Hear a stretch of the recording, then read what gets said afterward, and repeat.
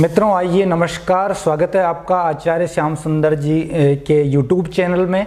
और आज मैं मिल रहा हूं आचार्य श्याम सुंदर गौतम जी से, जो हमारे बचपन के जो है मित्र हैं, सहपाठी हैं और बहुत समय तक हम साथ में रहे हैं। और काफ़ी समय बाद आपसे जो है आचार्य जी मिलना हुआ, क्योंकि आचार्य जी की श्रीमद् भागवत कथा चल रही है भाववाला देहरादून उत्तराखंड में, जहाँ पर आज मुझे भी आने का सौभाग्य मिला। तो हमने ये विचार किया क्यों ना हम साथ में कुछ चर्चा की जाए और वो चर्चा आप लोगों के साथ में शेयर की जाए। तो इसी उद्देश्य से हम यहाँ पर मिल रहे हैं और साथ में आचार्य जी जो भागवत कथा आदि कर रहे हैं, देश के कोने कोने में कथाएं कर चुके हैं। इसके साथ साथ आचार्य जी का जो है बड़ोवाला देहरादून में एक सुंदर सा मंदिर निर्माण, सिद्ध नागेश्वर धाम का निर्माण चल रहा है। और मैं ये जानना चाहूँगा व्यास जी से कि आपके मन में ये मंदिर निर्माण की भावना कैसे आई और इसको लेकर के आगे जीवन में आपका क्या उद्देश्य है। तो आइए मैं जानना चाहूँगा। आचार्य जी आपका जय श्री राधे, बहुत बहुत स्वागत। बोलिए श्री वृंदावन बांके बिहारी लाल की जय।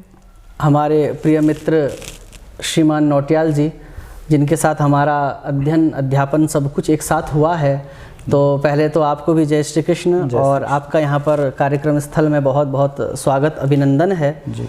और जैसा कि आपने बताया, भाववाला देहरादून में कार्यक्रम आर के गार्डन में यहाँ पर इस समय वर्तमान में चल रहा है और ये विगत 24 तारीख से चल रहा है और 30 तारीख तक ये आयोजन चलेगा जी।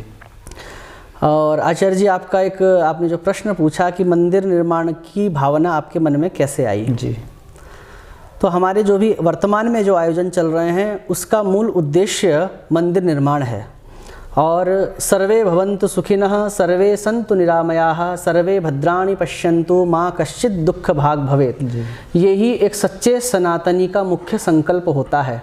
और मंदिर निर्माण का उद्देश्य भाव भी यही है कि व्यक्ति को एक आध्यात्मिक स्थल प्राप्त हो जी।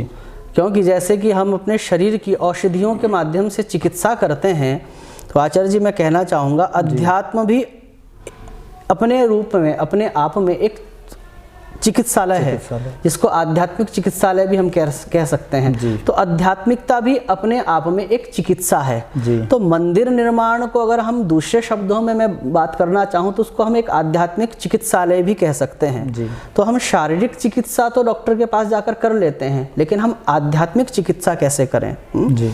आजकल हमको सब कुछ प्राप्त होने के बाद भी हम इस प्रकार से बेचैन रहते हैं जैसे कि हमको कुछ भी प्राप्त नहीं है। जो हमको प्राप्त है, अप्राप्त को प्राप्त करने के चक्कर में जो हमको प्राप्त है, हम उसका भी आनंद नहीं ले पाते। तो उसका मूल कारण क्या है? अज्ञानता, ज्ञान का न होना। और भारत का अर्थ ही है, जो भ शब्द जो है वो ज्ञान का सूचक कहा गया है जी, वो प्रकाश का सूचक कहा गया है। तो भारत अर्थात जो ज्ञान का उपासक है, ज्ञान रत मतलब लगा हुआ, जो ज्ञान का उपासक है, ज्ञान के प्रति अथातो ब्रह्म जिज्ञासा, ये भावना भारत के डीएनए में है, ब्रह्म जिज्ञासा।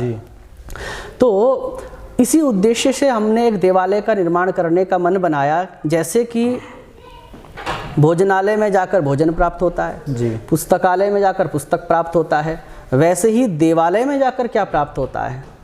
तो बंधुओं, देवालय में जाकर देवत्व प्राप्त होता है। देवत्व का मतलब अच्छे विचार जी, सात्विकता, हमारा आचार कैसा हो, हमारा विचार कैसा हो, हमारा व्यवहार कैसा हो। और इसी से तो समाज श्रेष्ठ बनता है, इसी से देश श्रेष्ठ बनता है। जैसे आचाराल लभते कीर्ति, आचार से ही कीर्ति संपादित होती है। तो इसी उद्देश्य के साथ हमने एक देवालय का निर्माण करने का मन बनाया, क्योंकि बंधुओं, भारत की मूल आत्मा है देवालय जी।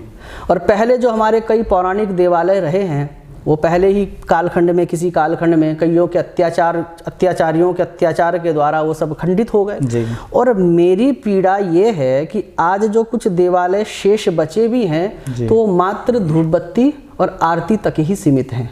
उसमें अन्य ऐसी कोई व्यवस्था नहीं है जहाँ पर हमारे सनातनियों के बच्चे जाकर दो शब्द संस्कृत के समझ पाएँ, थोड़ी सी शास्त्रों की चर्चा कर पाएँ, गीता क्या कहती है, रामायण क्या कहती है, ऐसी कोई व्यवस्था नहीं है। और उससे भी ज़्यादा मेरी पीड़ा ये है कि जो मंदिरों का आधिपत्य है वो ब्राह्मणों के पास नहीं है। कई अधिकांश मंदिरों का आधिपत्य ब्राह्मणों के पास नहीं है और ब्राह्मण वहाँ पर एक श्रमिक की तरह काम करता है। और वो भी कितने में 1500-2000 रुपये में पंडित जी रखे हुए हैं, और जो भी उसको पारितोषिक मिलता है वो उसको प्राप्त होता है, और उससे ना तो उसका खर्चा चलता है आदि आदि। तो कहने का तात्पर्य धर्म का दायित्व जिसके पास है वो एक श्रमिक की तरह काम कर रहा है मंदिर में, जो कि आधिपत्य उसके पास होता तो फिर वो वो मंथन करता, वो विचार करता कि मैं इस मंदिर के माध्यम से समाज के लिए क्या श्रेष्ठ कर सकता हूँ। लेकिन वो तो श्रमिक है तो उसकी भावना भी श्रमिक की तरह हो जाएगी। तो भगवान गीता में कहते हैं स्वभावोध्यात्म उच्यते, अपने स्वभाव को जानना, अच्छे विचार, अच्छे संस्कार, जैसे मैंने आपसे निवेदन किया, इसी को अध्यात्म कहते हैं। तो ऐसी शिक्षा वहाँ से वितरित किया जाए। शास्त्रोक्त जो हमको ज्ञान, पुराणोक्त जो ज्ञान हमको अपने गुरुओं के श्री चरणों में बैठकर प्राप्त हुआ है, वो हम कैसे वितरण करें, उसको वितरण करने का माध्यम क्या हो। तो इसलिए हमारा ये देवालय निर्माणाधीन जो चल रहा है और सभी लोगों का बहुत सहयोग भी प्राप्त हो रहा है। इसी मंदिर के निर्माण की भावना को लेकर अभी हमने शिव मंदिर सहसपुर में एक सुंदर आयोजन किया, जिसमें कि बड़े बड़े सभी समाज के लोग उससे जुड़े, उन्होंने बहुत सहयोग किया। तो अभी चल रहा है, और जो भी हमारे दर्शक हैं मैं उनको आमंत्रण भी देता हूं, वो कभी आएँ। शिमला बाईपास रोड, देहरादून, बड़ोवाला ग्राम, वहाँ पर जो मंदिर निर्माण चल रहा है, आप वहाँ पर आकर देख भी सकते हैं। और यदि आपकी भावना बनती है तो वहाँ पर आप अपनी धन रूपी लक्ष्मी को प्रदान करके अपने उस धन को भी पवित्र कर सकते हैं, क्योंकि अग्नि पुराण में लिखा है आपके द्वारा प्रदत्त, चाहे उसमें कोई ईंट हो या कोई भी सामग्री हो, वो उस मंदिर में जब तक वहाँ पर विराजमान रहती है तब तक उसका पुण्य फल आपको और आपके परिवार को प्राप्त हो जाता है। और एक पिता कितना भी अच्छा घर बनाए, लेकिन पुत्र के पास यदि रोजगार होगा, अच्छा आय होगी, तो वो उस घर को तोड़कर नया ही बनाएगा। लेकिन देवालय बार बार टूटते नहीं हैं, इसलिए देवालय एक ही बार बनता है। तो शास्त्र में लिखा है कि जब तक वो ईंट आपके द्वारा लगाई हुई प्रदत्त वो उस देवालय में रहती है, और उस देवालय में जब तक घंटानाद, शंखनाद, आरती, पूजन, उस मूर्ति की प्राण प्रतिष्ठा जब तक वहाँ पर विराजमान रहती है, तब तक उसका पुण्य फल आपको, आपके पूरे परिवार को, पूरे समाज को, पूरे क्षेत्र को प्राप्त होता है। तो आप सभी से मैं प्रार्थना भी करता हूँ कि कृपया आप उसमें अधिक से अधिक सहयोग करें। पुनः एक बार हमारे जो मित्र हैं उनका भी इस YouTube चैनल में बहुत बहुत स्वागत सत्कार भी है। धन्यवाद। तो बहुत सुंदर, जैसे आचार्य श्री ने अपने मन की भावना बताई, अपना उद्देश्य बताया कि सिद्ध नागेश्वर धाम सुंदर सा देवालय निर्माण चल रहा है बड़ोवाला देहरादून में।